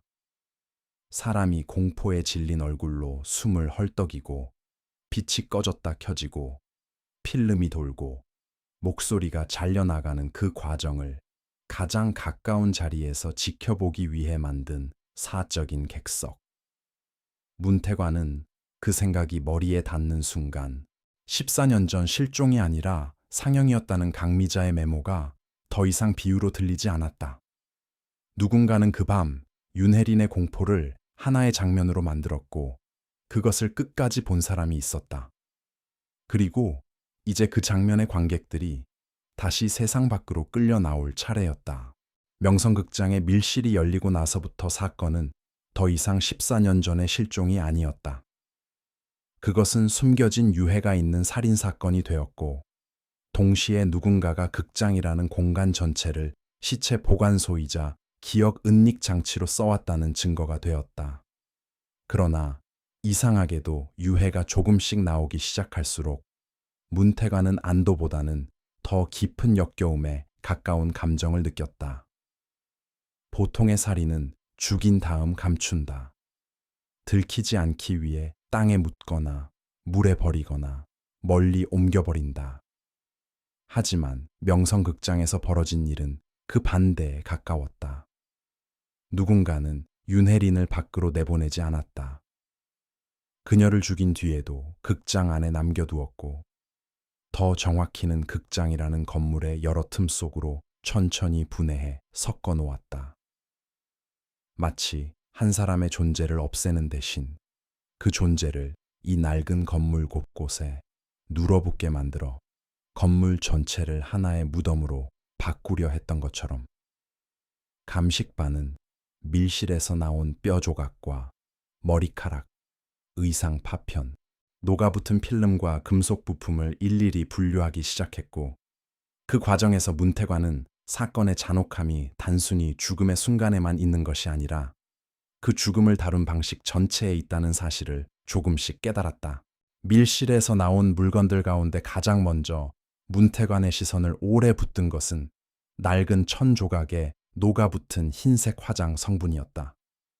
그것은 무대 분장용 크림과 파우더, 땀, 먼지, 열에 손상된 필름의 화학 찌꺼기가 한데 엉긴 상태였는데, 전문가의 말로는 얼굴 전체를 두껍게 덮는 분장 재료가 상당량 포함되어 있을 가능성이 높다고 했다. 그 말이 나오자 서진은 14년 전 복원된 음성 속 윤혜린의 마지막 절규를 다시 떠올렸다. 제발 얼굴에 덮지 마. 그 문장은 더 이상 단순한 은유가 아니었다. 누군가는 그녀의 얼굴을 가리고 있었다. 숨을 막기 위해서였는지, 표정을 고정시키기 위해서였는지, 아니면 그 공포를 더 오래 보기 위해서였는지는 아직 단정할 수 없었지만, 최소한 그 마지막 순간이 기계적으로 단순한 살해가 아니었다는 점만은 분명해졌다. 백도식은 오래전부터 사람 얼굴을 기록하고 응시하는데 병적으로 집착했던 인간일 가능성이 높았고, 윤혜린은 하필 그의 시선 안으로 들어온 뒤 빠져나가지 못한 여자였을 것이다. 문태관은 그 생각을 하자 속이 뒤틀렸다. 어떤 괴물은 피를 튀기며 달려들지 않는다. 조용히 빛과 어둠을 만지고 카메라와 필름과 렌즈를 만지며 사람의 마지막 표정을 자기만의 방식으로 보존하려 든다. 그런 괴물일수록 주변은 더 늦게 눈치챈다. 겉으로는 늘 말이 적고 성실하고 혼자 일하는 사람처럼 보이기 때문이다. 감식이 진행될수록 유해는 밀실 하나에만 있지 않다는 사실도 드러났다. 영사실 천장 틈에서 먼저 떨어져 나온 손가락 끝마디와 밀실 상자 안에 있던 작은 뼈 조각들은 같은 여성의 것일 가능성이 높았고, 무대 상부 플라이 공간의 오래된 목재 상자 안에서는 타버린 필름 뭉치와 함께 또 다른 미세 유골이 발견되었다. 천장 안쪽은 사람이 평소 올라갈 일이 거의 없는 공간이었고, 극장 운영이 중단된 뒤에는 사실상 완전한 사각지대였다. 그곳에는 먼지와 쥐 배설물, 끊어진 전선, 낡은 무대천 조각들이 뒤엉켜 있었는데, 바로 그 더러움과 무질서가 누군가에게는 완벽한 은폐 장치가 되어 주었을 것이다. 문태관은 무대 위를 올려다보다가 치아를 악물었다. 14년 동안 이 건물은 단 한 번도 비어 있었던 적이 없었다. 사람이 없을 뿐 윤혜린의 흔적은 그 안에 남아 계속 썩고 있었고, 그 썩음은 필름 냄새와 먼지 냄새와 쥐 죽은 냄새에 섞여 아무도 구별하지 못한 채 흘러갔던 것이다.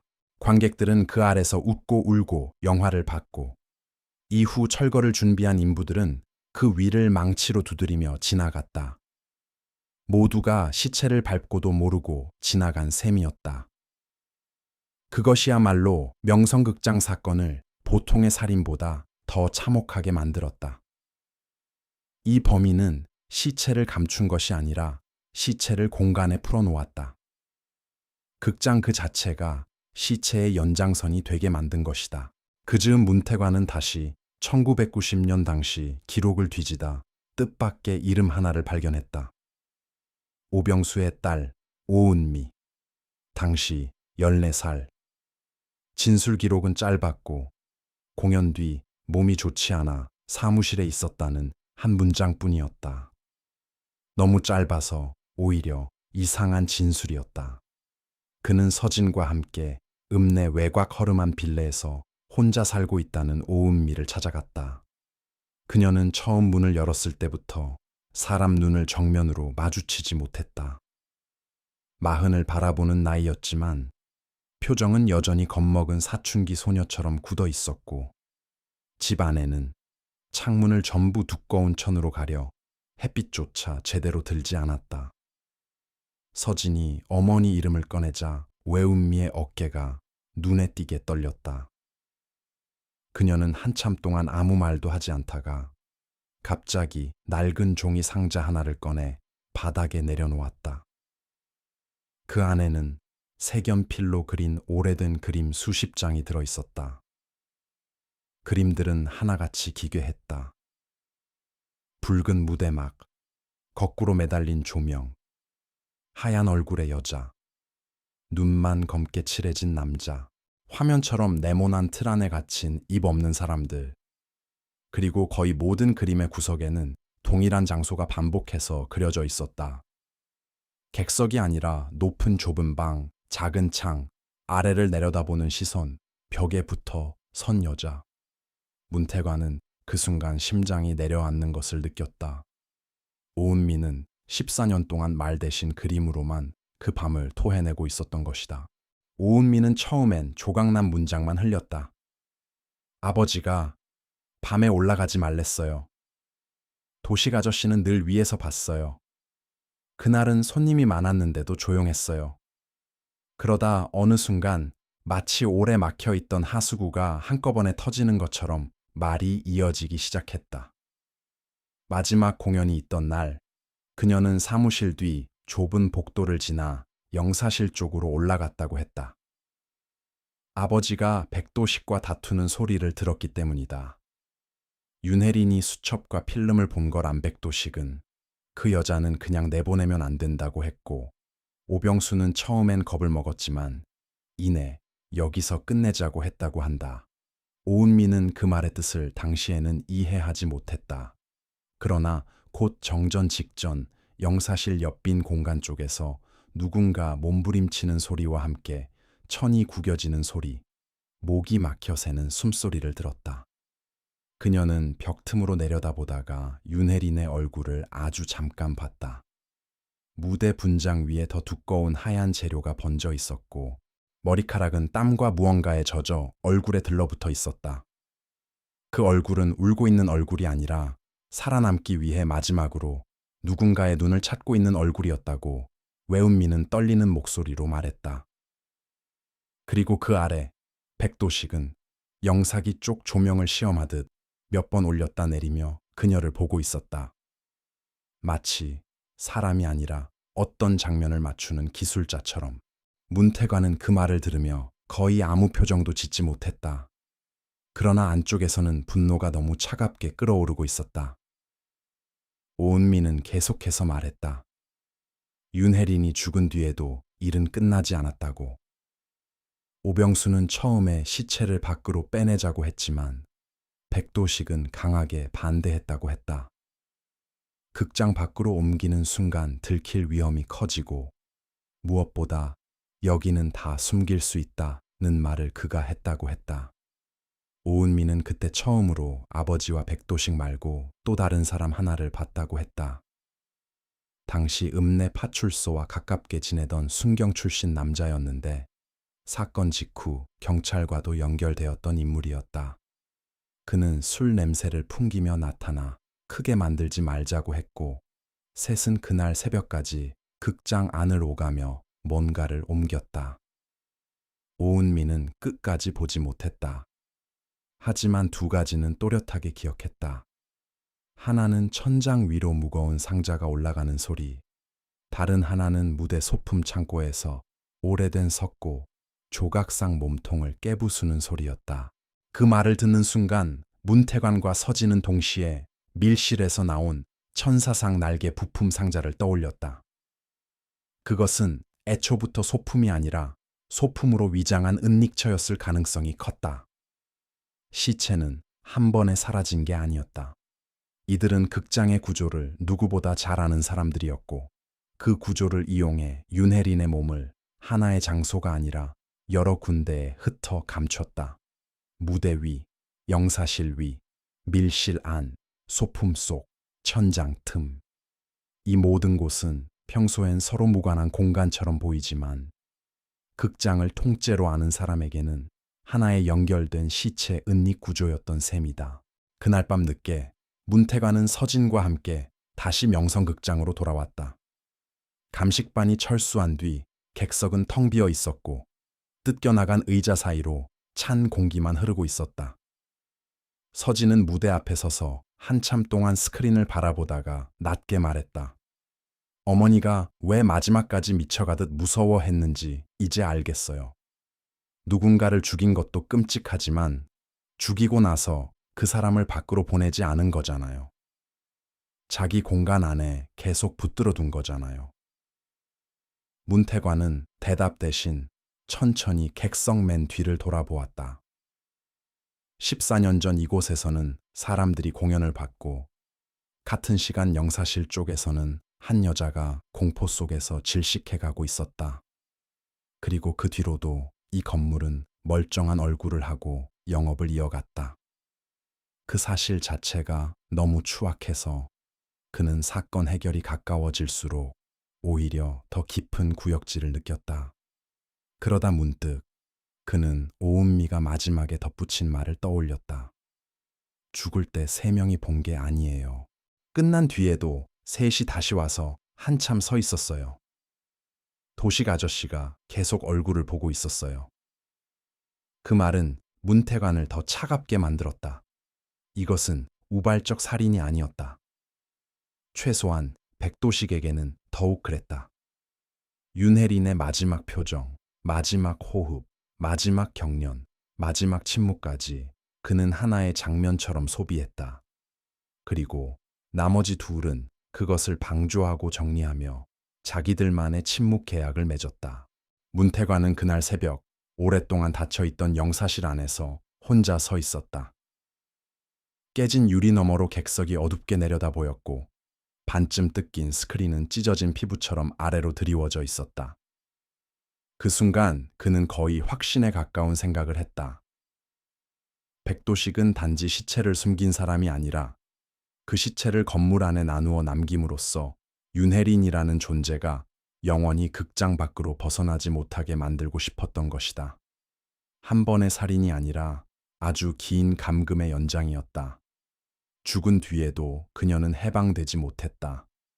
뼈는 위에, 머리카락은 필름에, 분장 흔적은 벽과 천에, 의상 조각은 소품 속에 남겨진 채 극장 전체 안으로 찢겨 붙들려 있었다.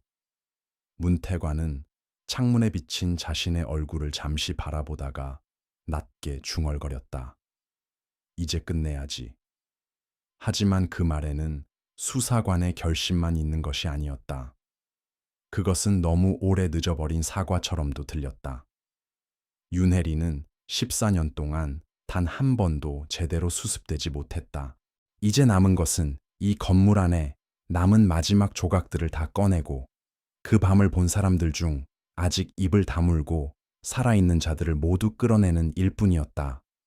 그리고 그 중심에는 여전히 아무 일도 없었던 것처럼 늙어가고 있는 백도식이 있었다.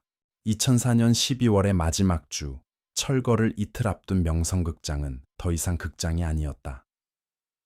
객석은 절반쯤 뜯겨나가 검은 콘크리트 바닥이 드러나 있었고 무대 위에는 감식 표식과 전선, 철거용 공구들이 엉켜 있었으며 스크린은 중앙이 길게 찢어진 채 한쪽으로 기울어져 있었다.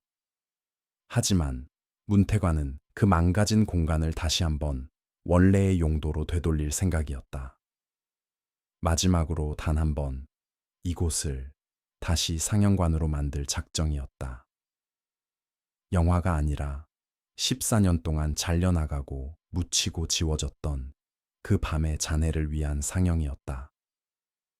그는 감식이 끝난 뒤에도 일부 장비를 치우지 않게 했고 복원된 필름과 음향 자료, 당시 도면, 새로 수거한 물증들, 그리고 오은미의 진술을 하나의 흐름으로 엮어냈다. 이건 단순한 신문이 아니라 빠져나갈 구멍이 없는 상영 순서여야 했다. 백도식이 부인할 수 없도록, 오병수가 말문을 잃도록, 14년 전 그 밤을 멀찍이서 지켜본 다른 공범까지 자신이 무엇을 함께 보았는지 다시 떠올리게 만들도록. 문태관은 그걸 위해 일부러 장소를 경찰서가 아닌 명성극장으로 정했다. 이 건물에서 시작된 범죄는 이 건물 안에서 끝내야 한다는 생각이 이제는 수사 원칙이 아니라 거의 집념에 가까운 것이 되어 있었기 때문이다. 그날 저녁 극장 안으로 하나둘 사람들이 들어왔다. 강서진은 객석 왼편 뒤쪽에 앉았다. 그녀의 얼굴은 창백했지만 눈빛만은 14년 동안 닳지 않은 증오를 그대로 품고 있었다. 오은미는 끝내 망설이다가 맨 마지막에 들어왔고 자리에 앉기 전부터 이미 손끝이 떨리고 있었다. 오병수는 두 명의 형사 사이에 끼인 채 들어왔는데 예전의 능청스러운 웃음은 사라지고 입술 가장자리만 메마르게 갈라져 있었다. 백도식은 가장 늦게 도착했다. 그는 많이 늙어 있었다. 머리는 거의 휘어졌고 어깨는 기울어져 있었으며 피부는 오래 빛을 못 본 사람처럼 창백했다. 하지만 문태관은 그를 보자마자 알 수 있었다. 세월이 사람의 뼈와 살은 바꿔도 사람을 보는 방식까지는 잘 바꾸지 못한다는 것을. 백도식은 극장 안으로 들어오는 순간부터 다른 이들처럼 무대나 경찰을 먼저 보지 않았다. 그는 무대 중앙 찢어진 스크린 쪽을 먼저 보았다. 마치 오래 떨어져 있던 무엇을 다시 만난 사람처럼 문태관은 그 사소한 움직임 하나만으로도 확신이 더 단단해지는 것을 느꼈다. 이 남자는 아직도 그 밤을 잊지 못한 게 아니라 잊지 않기로 선택한 인간이었다.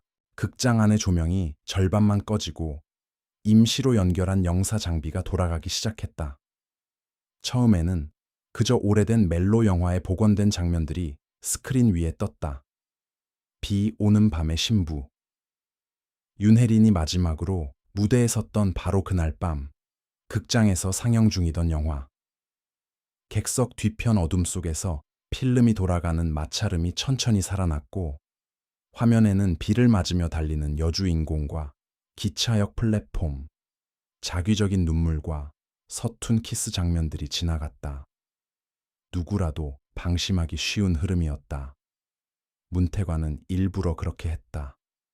사람은 자기가 이미 아는 장면 속에서 가장 쉽게 경계를 푼다. 그리고 그 익숙함이 무너지는 순간 진실은 훨씬 더 깊이 꽂힌다. 화면이 끝부분으로 향하자 색감이 조금씩 틀어지고 노이즈가 심해졌으며 스크래치와 번짐이 스크린을 잠식하기 시작했다. 그러다 갑자기 멜로 영화의 음악이 끊겼다. 대신 숨소리가 들렸다. 낮고 짧고 공포를 참으려다 결국 목 안에서 새어나오는 여자 숨소리. 객석 전체가 굳었다. 서진은 팔걸이를 움켜쥐었고 오은미는 고개를 숙인 채 눈을 감지 못했다.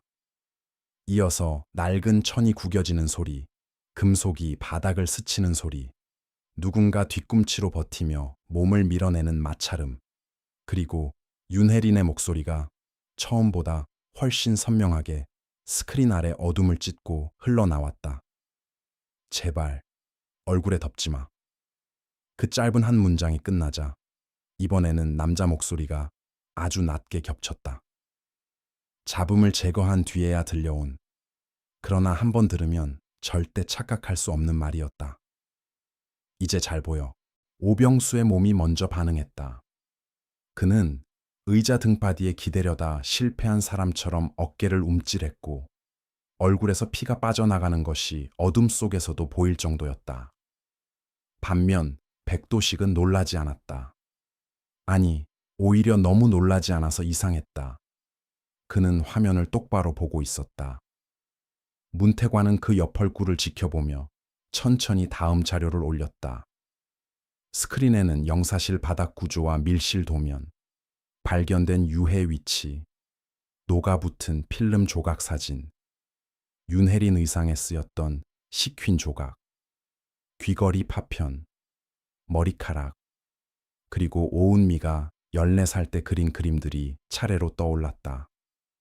그림 속에는 높은 좁은 방과 아래를 보는 시선, 벽에부터 선 여자와 작은 창이 반복되어 있었다. 이어서 문태관의 목소리가 극장 안에 낮게 깔렸다. 그는 보고서를 읽는 듯한 건조한 톤으로, 그러나 한 글자도 도망치지 못하게 만들겠다는 의지를 실어 사건의 순서를 복기했다.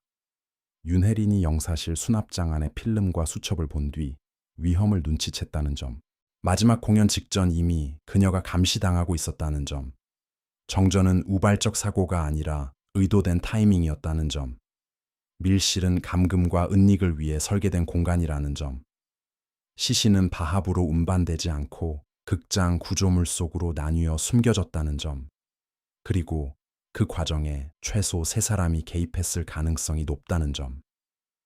문태관은 마지막 문장을 천천히 끊어 말했다. 문제는 누가 죽였느냐보다 누가 그 죽음을 끝까지 보았느냐입니다. 그 순간 스크린 위에 마지막 영상이 떴다. 복원된 필름의 끝부분이었다. 손상이 심해 또렷하지는 않았지만 이제는 누구도 부정할 수 없을 만큼 분명했다. 카메라가 기울며 영사실 창 쪽 반사면을 스쳤고 거기에 백도식의 얼굴 일부가 잡혔다. 눈, 턱선, 인매, 그리고 그 뒤 아주 흐리게 겹친 다른 2사람의 윤곽. 영상이 멈추자 극장 안은 기묘할 정도로 조용해졌다. 문태관은 그 침묵 속에서 한 발 앞으로 나가 백도식을 바라보았다. 이제 말할 겁니까? 백도식은 한동안 아무 대답도 하지 않았다. 오래 고장난 영사기처럼 가만히 앉아 있다가 마침내 고개를 아주 조금 들었다. 그 표정은 무너진 사람의 표정이 아니었다. 차라리 너무 오래 자기 안에서만 되새겨온 장면을 이제 타인도 보게 되었다는 사실을 천천히 받아들이는 얼굴에 가까웠다.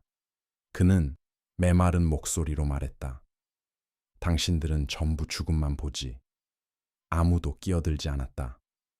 백도식은 갈라진 손가락을 무릎 위에 올린 채 말을 이었다. 그 여자는 자기가 끝난다는 걸 아는 얼굴을 하고 있었어. 사람 얼굴이 그렇게 변하는 순간은 오래 안 가. 아주 잠깐이야. 다들 금방 흐트러지고 무너지고 더러워지지. 그런데 그 직전의 얼굴은 아주 잠깐, 너무 선명해. 서진이 자리에서 거의 일어날 듯 몸을 앞으로 내밀었지만 문태관은 손으로 막았다. 백도식은 여전히 스크린을 보면서 중얼거렸다. 난 그냥 보려고 했어. 마지막까지. 얼마나 오래 버티는지, 빛이 얼굴 위에서 어떻게 식는지, 숨이 막히면 눈이 어디를 향하는지. 그 순간만큼은 거짓이 없거든. 그 말은 자백보다 더 끔찍했다. 그는 끝까지 살인을 살인이라 부르지 않았다. 사람의 죽음을 하나의 장면, 하나의 관찰, 하나의 아름다움으로 바꿔놓고 있었다. 문태관은 순간 목 안쪽까지 차오르는 구역질을 느꼈다. 인간이 괴물이 되는 건 잔인해서만이 아니라 잔인함을 자기만의 진실로 정당화하기 시작할 때라는 생각이 그의 머릿속을 스쳤다. 오병수는 그제야 무너졌다. 그는 거의 비명을 삼킨 목소리로 난 죽일 생각까지는 없었어 라고 중얼거렸다. 하지만 그 말은 이미 너무 늦었다. 문태관이 돌아보자 그는 떨리는 손으로 얼굴을 감싸주며 쏟아냈다. 윤혜린이 영사실 수첩을 본 순간 끝장났다고 느꼈고 백도식이 겁에 질린 자신을 다그치며 지금 안 막으면 다 끝난다고 했고 정전은 원래 영화 마지막 장면에 맞춰 짧게만 넣을 생각이었다고. 그런데 밀실 안에서 윤혜린이 너무 격렬하게 버텼고 백도식이 얼굴 쪽에 분장청과 흰 재료를 덮어 씌운 뒤에도 끝까지 눈을 뜨고 있었다고. 자기는 그때 이미 잘못됐다는 걸 알았지만 밖으로 끌고 나가면 더 큰일이 난다고 생각했다고. 그래서 새벽까지 셋이 극장 안을 돌며 시체를 나눠 숨겼다고. 누구도 믿지 않게 만들기 위해 처음부터 도망간 여자 이야기로 돌렸다고. 그의 말은 변명과 울음, 고백이 뒤섞인 형체 없는 진흙처럼 흘러나왔다. 오은미는 그 말을 듣는 내내 고개를 들지 못했고 서진은 손톱이 손바닥을 파고드는 줄도 모르고 주먹을 쥐고 있었다. 문태관은 오병수의 흐느낌을 듣다가 문득 14년 전 지역신문 사회면 귀퉁이에 실렸던 문장을 떠올렸다. 서울 출신 여배우, 돌연 잠적.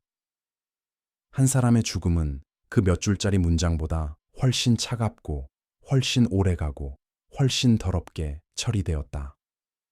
그런데 세상은 편한 쪽을 선택해버렸다. 그 사실이 다시 한번 그를 무겁게 눌렀다. 마지막으로 남은 것은 세 번째 남자였다.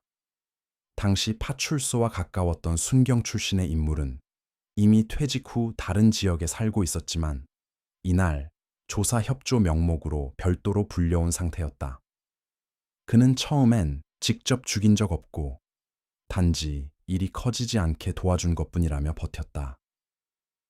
그러나 오병수의 진술과 물증이 겹치고 밀실 구조를 알고도 보고서에서 누락한 정황까지 드러나자 끝내 고개를 떨궜다.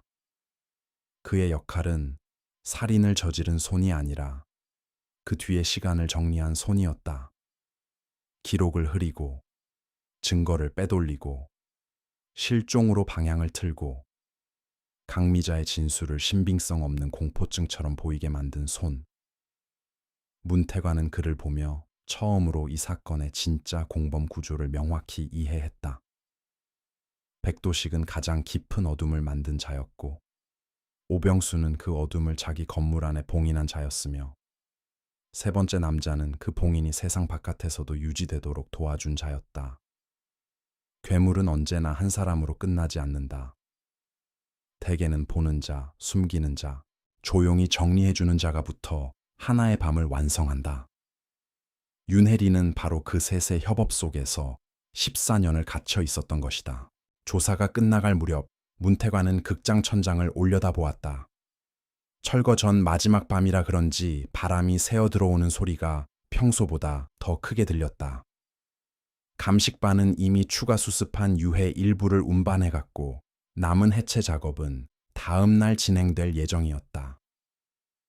14년 동안 극장 곳곳에 흩어져 있던 윤혜린의 흔적은 이제야 하나씩 제자리로 돌아가기 시작하고 있었다. 그는 천천히 무대 위로 올라가 찢어진 스크린 앞에 섰다. 한때는 여기에 사람들이 앉아 허구의 이야기들을 보고 웃고 울었겠지만 오늘 이 스크린은 단 한 번도 허구를 비춘 적이 없는 것처럼 차갑고 하얗게 서 있었다. 문태관은 아주 낮은 목소리로 누구에게 들려주기보다 스스로에게 확인하듯 말했다. 이제 당신 이름으로 끝낸다. 소문으로 끝나는 게 아니라. 서진은 그 말을 듣고 고개를 들었다. 그녀의 눈에는 눈물이 차 있었지만 울음이라기보다 오래 붙들고 있던 독이 겨우 빠져나가기 시작하는 얼굴에 가까웠다. 오은미는 양손으로 입을 막은 채 조용히 흐느꼈다. 그리고 백도식은 마지막까지 아무 말이 없었다. 형사들이 그를 일으켜 세울 때조차 그는 무대가 아니라 스크린 뒤 어둠을 한 번 더 돌아보았다. 마치 자기만의 상영실을 잃는 사람처럼 명성극장은 그 이틀 뒤 완전히 철거되었다. 콘크리트 벽이 무너지고 영사실 바닥이 뜯기고 밀실이 공기 중에 그대로 드러난 뒤 부서져 내릴 때 그곳은 더 이상 사람을 붙잡아둘 수 없는 평범한 폐허가 되었다. 그러나 문태관은 그 장면을 보며 이상하게도 허무보다 안 돼 가까운 감정을 느꼈다. 건물은 늦게 무너졌지만 적어도 이제는 그 안에 갇힌 밤이 더 늘어나지는 않을 것이기 때문이었다. 윤혜리는 끝내 살아 돌아오지 못했지만 적어도 누군가가 만들어 놓은 거짓된 결말, 떠난 여자, 문제 많은 여자, 스스로 사라진 여자라는 이름에서는 벗어날 수 있게 되었다. 그녀는 마침내 한 명의 피해자이자 끝까지 공포 속에서도 지워지지 않은 얼굴을 가진 인간으로 돌아왔다. 그리고 문태관은 그 사실 하나만으로도 14년의 실패가 전부 헛된 것은 아니었다고 아주 잠깐은 믿고 싶어졌다. 바람이 먼지와 석회를 실어 올리는 철거 현장 한복판에서 그는 무너진 스크린 조각을 잠시 내려다보다가 돌아섰다. 어떤 밤은 끝나지 않는 것처럼 보이지만 끝내 이름을 불러주면 그제야 어둠에서 빠져나오는 법이었다.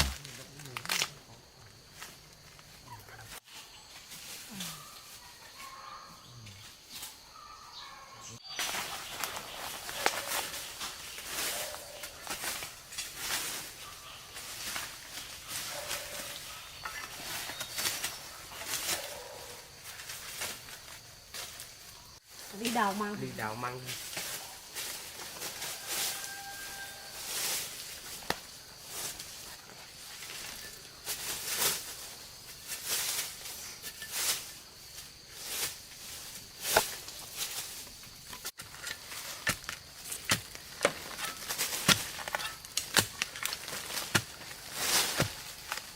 Các cậu không có, các cậu không có.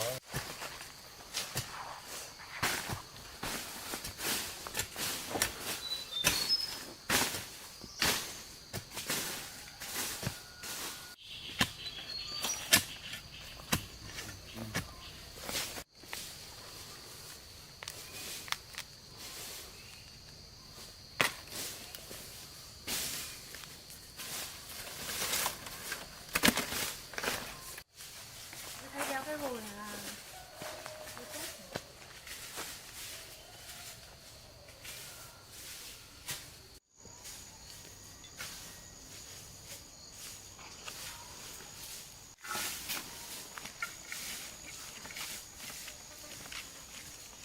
Thấy bọn nó có ong gì, ong muỗi, không quấy là ông ong mật đây. Ong mật, ong muỗi bé bé làm cành cây ấy, ở đây mình không thấy.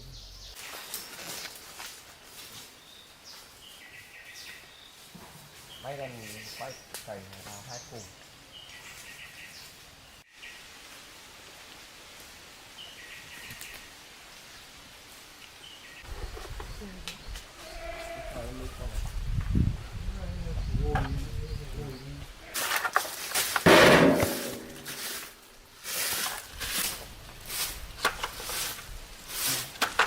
Tháng đồ anh ngất bốt lên này. Hai quả một lúc. Quả này chắc không phải thối đâu nhỉ, nó rơi xuống nó bị ụt. hết rồi. Phải không? Cuống nó ấy mới được.